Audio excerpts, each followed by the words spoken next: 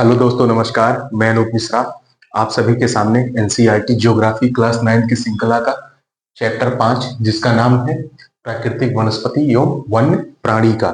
इसके पहले हमने आप लोगों को इस चैप्टर से 2 वीडियो बना के दे चुके हैं। आज इसका पार्ट 3 है, तो आइए हम लोग इसको अच्छे से पढ़ते हैं। इसके पहले हमने क्या पढ़ा था उन दोनों चीजों को अच्छे से देख लेते हैं, उसके बाद फिर इसको हम शुरू करते हैं। तो सबसे पहले हमने पढ़ा था वनस्पति या प्राकृतिक वनस्पति किसे कहते हैं, अच्छत वनस्पति किसे कहते हैं, देशज वनस्पति किसे कहते हैं, विदेशज वनस्पति किसे कहते हैं। ये मेरा पार्ट 1 में था।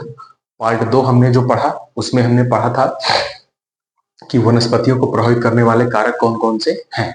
तो सबसे पहला कारक आपका धरातलीय था, दूसरा कारक आपका जलवायु था। तो धरातल में 2 उपकारक थे, एक आपका भूभाग, दूसरा आपकी मृदा थी। भूभाग और मृदा के आधार पर हमने वहां पे चर्चा कर लिया था। ठीक है दोस्तों। अब उसके बाद हम लोग दूसरा कारक जो था जलवायु। जलवायु में 3 उपकारक थे, आपका एक सूर्य का प्रकाश, दूसरा आपका तापमान, तीसरा आपका वर्षा। सूर्य के प्रकाश, तापमान और वर्षा का वनस्पति पर किस प्रकार प्रभाव पड़ता है या वनस्पति को किस प्रकार प्रभावित करती है, हमने ये पढ़ा था। आज हमको पढ़ना है इसमें जो तीसरा वीडियो है, भारत में वनस्पतियों के प्रकार विथ मैप। तो आज हम पढ़ेंगे मैप के माध्यम से कि भारत के किस क्षेत्र में कौन कौन सी वनस्पतियां पाई जाती हैं। ठीक है दोस्तों। तो हम भारत में वनस्पतियों के प्रकार पढ़ेंगे। तो भारत में जो वनस्पति विज्ञान थे उन्होंने बहुत ही रिसर्च और अनुसंधान किया और उस आधार पर भारत में वनस्पति के कितने प्रकार बताए दोस्तों? 5। कितने प्रकार बताए दोस्तों? 5। उन 5 प्रकार में और भी सब प्रकार हैं और बहुत सारा डेप्थ और डिटेल है, लेकिन हम उसको नहीं पढ़ेंगे। हमारे एनसीईआरटी ने जिस हिसाब से जितना दिया हुआ है हम यहाँ पर सिर्फ उन्हीं चीजों को पढ़ेंगे। तो आइए दोस्तों हम शुरू करते हैं। तो इसमें सबसे पहला प्रकार है आपका उष्णकटिबंधीय सदाबहार वन। इसमें जो पहला प्रकार है आपका उष्ण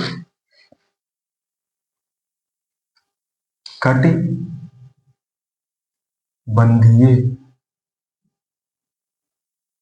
सदा बहार वन, या जिसे हम क्या बोलते हैं, वर्षा वन भी बोलते हैं, जिसे हम क्या बोलते हैं, वर्षा वन। दूसरा प्रकार है उष्णकटिबंधीय पर्णपाती वन, जिसे हम क्या बोलते हैं, उष्ण कटिबंधीय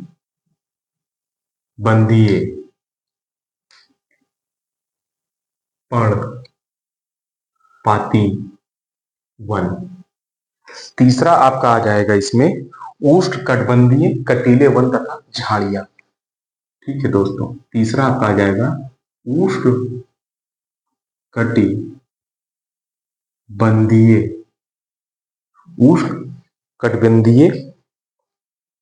कटीले वन। क्या आ जाएगा?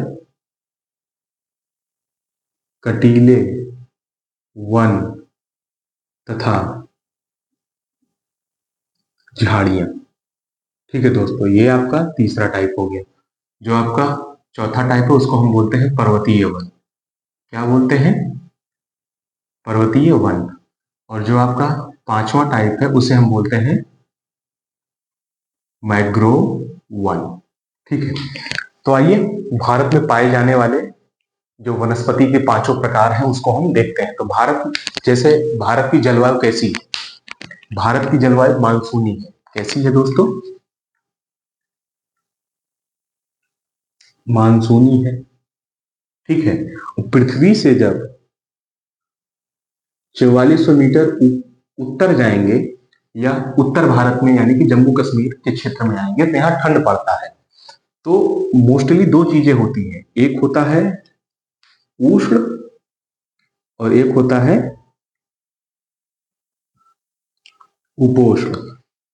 उष्ण मतलब गर्म, उपोष्ण मतलब थोड़ा सा ठंडा, क्योंकि बहुत ज्यादा ठंडा हमारे यहाँ नहीं पड़ता है। ठीक है। तो भारत कैसा है? गर्म क्षेत्र है, बहुत ज्यादा ठंडी तो पड़ती नहीं है। तो इस हिसाब से भारत के जितने भी वनों को हमने इसमें कैटेगराइज किया हुआ है वो उष्ण उष्ण उष्ण उष्ण यानी कि भूमध्य रेखा के पास में है। तो इस वजह से यहाँ पे जो वन पाए जाएंगे उष्ण वन पाए जाएंगे। अब उष्ण वन में सबसे पहला आपका क्या है? उष्णकटिबंधीय सदाबहार वन या वर्षा वन, यानी कि ऐसे वन जिनमें साल भर ज्यादा मात्रा में वर्षा होती रहती है और वहां के पेड़ अपने पत्ते नहीं गिराते हैं। उन्हें सदाबहार मतलब सदा हरे भरे रहते हैं, तो उन्हें हम सदाबहार वन या वर्षा वन, जहां पर वर्ष भर वर्षा होती रहती है, तो बोलते हैं। अब दूसरा क्या है, उष्णकटिबंधीय पर्णपाती वन। पर्णपाती यानी कि पत्तियों, पर्ण मतलब पत्ती और पाती मतलब गिराना, मतलब पत्तियों को गिराने वाले वन। ऐसे वन जो जहां पे वर्षा की मात्रा इसकी अपेक्षा कम होती है लेकिन अपने पत्तियों को गिराते रहते हैं, तो इनको हम क्या बोलते हैं, उष्णकटिबंधीय पर्णपाती वन बोलते हैं। ठीक है। अगला आपका आ जाएगा उष्णकटिबंधीय कटीले वन तथा झाड़ियां, यानी कि एकदम शुष्क क्षेत्र जहां पे वर्षा बहुत ही कम होती है। वहां पे पेड़ नहीं होते, सिर्फ पौधे होते हैं जो 2-4 मीटर के या 1 मीटर या आधा मीटर या सेंटीमीटर में भी होते हैं, और वो पेड़ नहीं, झाड़ियां या कटीले वन कहलाते हैं। जैसे राजस्थान का क्षेत्र हो गया अपना, छत्तीसगढ़, झारखंड वगैरह, ये सब आ जाते हैं।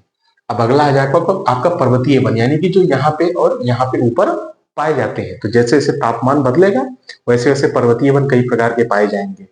ठीक है। अगला आ गया आपका मैग्रोवा। मैग्रोवा आपका थोड़ा सा आंध्र प्रदेश में, थोड़ा सा आपका पश्चिम बंगाल क्षेत्र में और बांग्लादेश में पाया जाता है। मैग्रोवा एक सुंदरी नामक वृक्ष यहाँ होता है, इसलिए इसको ऐसे हम बोलते हैं। ठीक है। ये तो आपका हो गया प्रकार।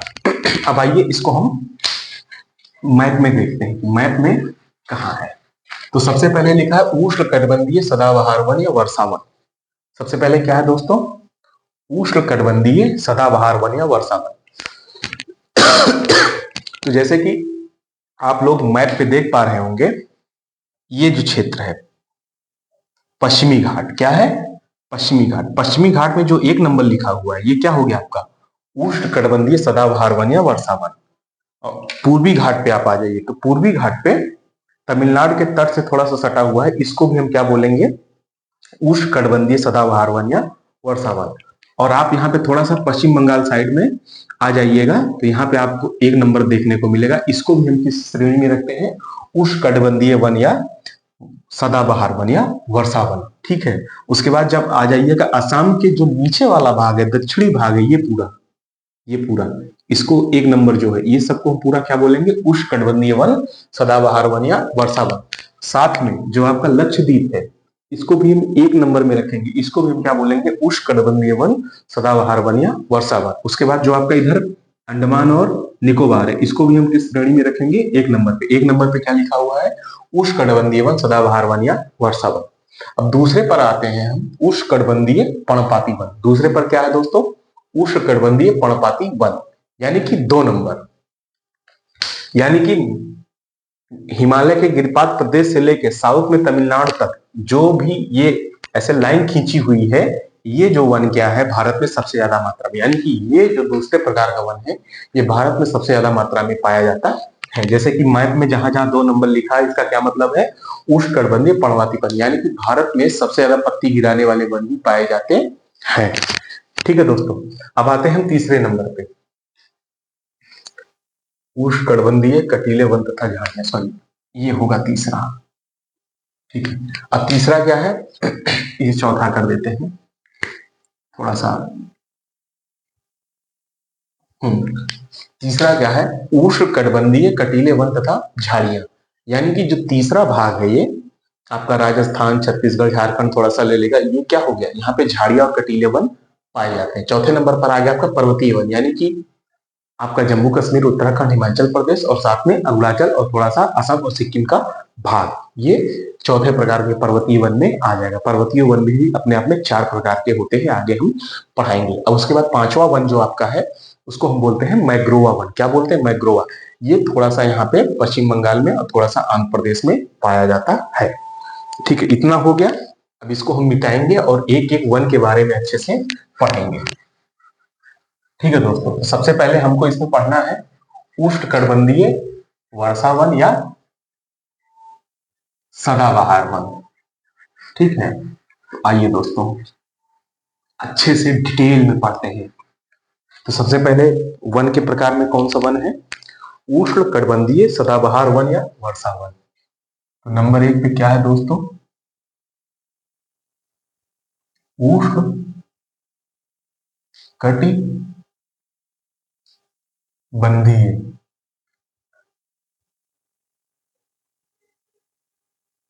सदाबहार वन, या हम क्या बोलते हैं इसको, वर्षा वन। ठीक है, इसके बारे में आइए हम लोग पढ़ते हैं। यानी कि इसके बारे में हमको जो पढ़ना है, पॉइंट वाइज पॉइंट हम लिखवाते चलेंगे, आप लोग पॉइंट वाइज पॉइंट पढ़ते जाइएगा। ये जो वन है ये सबसे अधिक वर्षा वाले वन क्षेत्रों में शामिल है। तो पहला क्या हो गया, ये वन सर्वाधिक वर्षा वन के रूप में शामिल है। यानी कि इस प्रकार के वनों में सर्वाधिक वर्षा होती है। ठीक है, अब जब यहाँ पे सर्वाधिक वर्षा होती है तो इस वन क्षेत्र में कौन कौन से क्षेत्र आएंगे, इसके जो क्षेत्र है उनमें आपका अंडमान निकोबार। अब जब मैं इसको लिखवा रहा हूं तो आप मैप भी देखिए, जैसे कि ये अंडमान निकोबार और ये अंडमान और निकोबार, ये आपका क्या है, लक्षद्वीप। क्या आएगा, लक्षद्वीप। तो ये वन कहां पाए जाएंगे भारत में, अंडमान निकोबार में, यहां। और उसके बाद आपका यहां क्या हो गया, लक्षद्वीप। इसके बाद आपका अगला क्या हो गया, आपका अगला हो गया तमिलनाडु का पूर्वी तटीय भाग।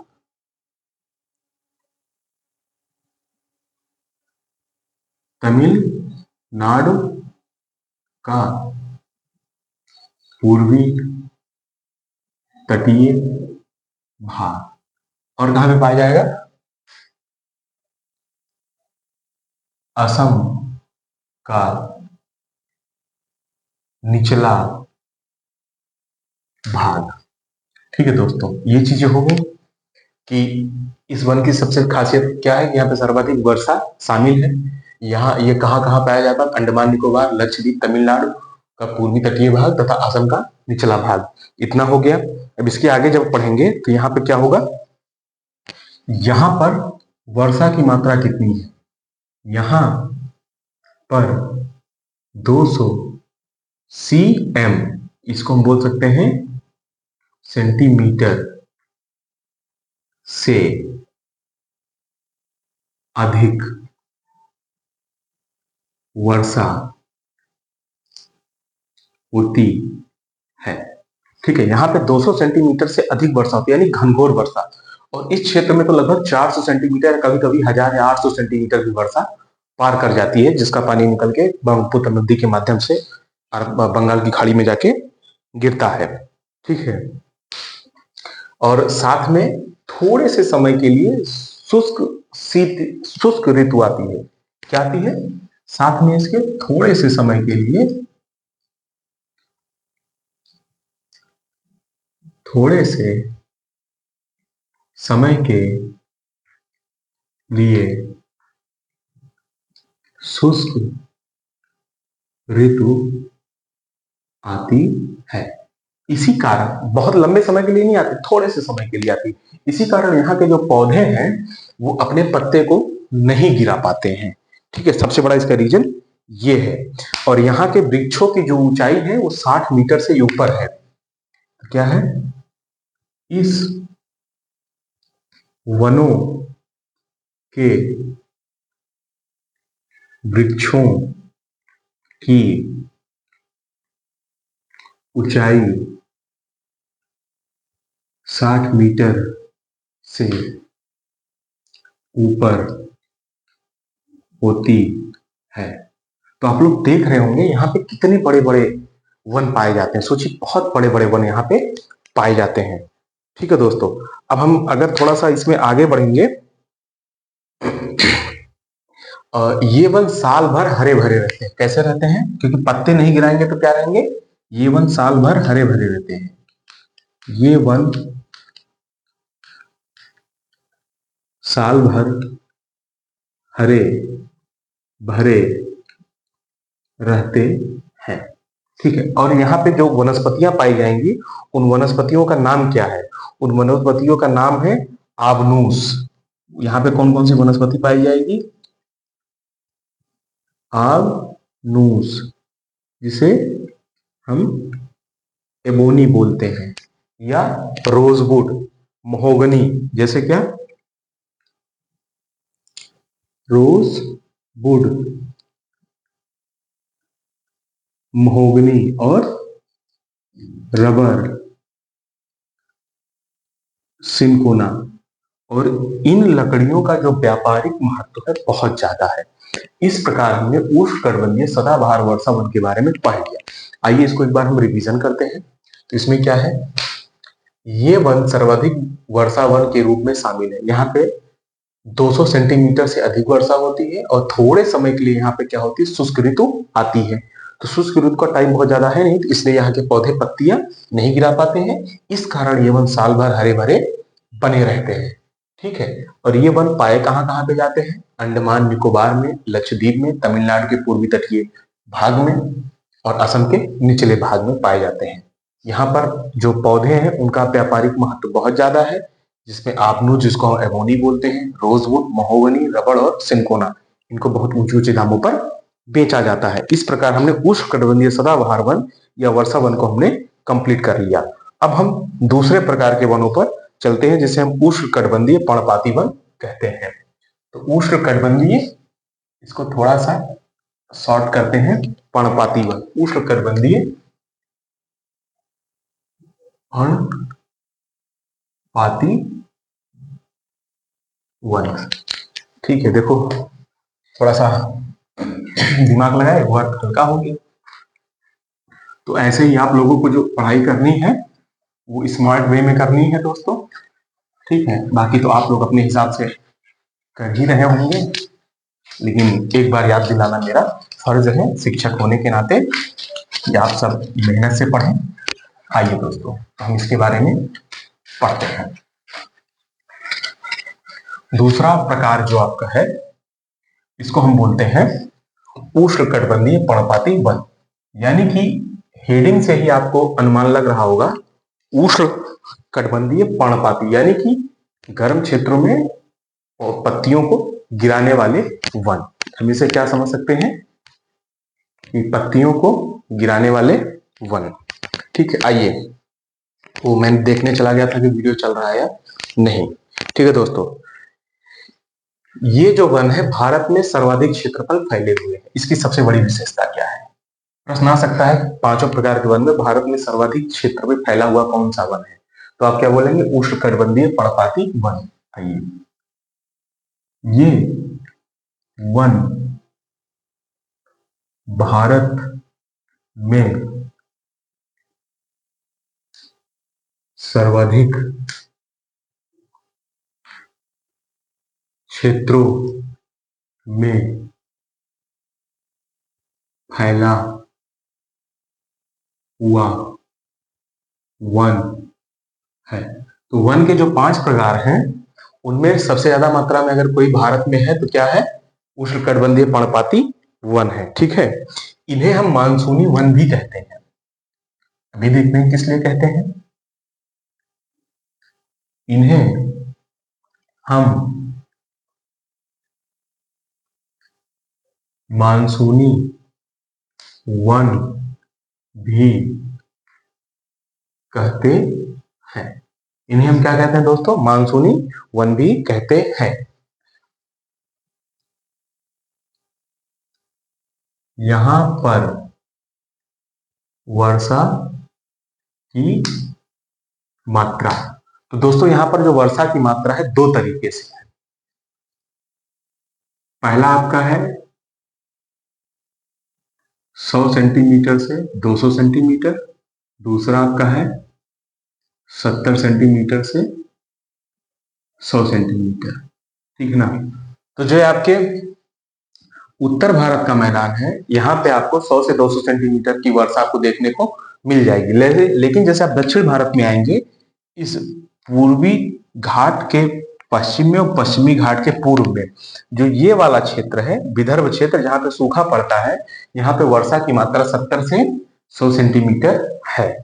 ठीक है, तो यहाँ पे क्योंकि ये बहुत बड़ा क्षेत्र है और थोड़ा आड़ा टेढ़ा है, तो यहाँ पे वर्षा की मात्रा में विभिन्नता आपको देखने को मिल जाएगी। ठीक है, यहाँ के वृक्ष जो हैं वो शुष्क ग्रीष्म ऋतु में, अगला,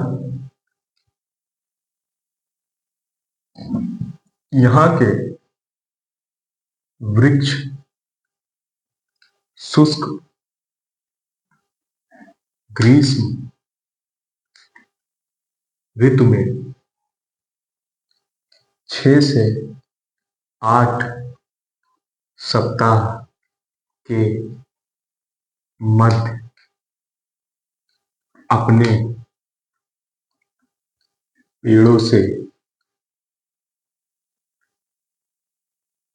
पत्तियां गिरा देते हैं। इस कारण भी इन्हें हम पर्णपाती वन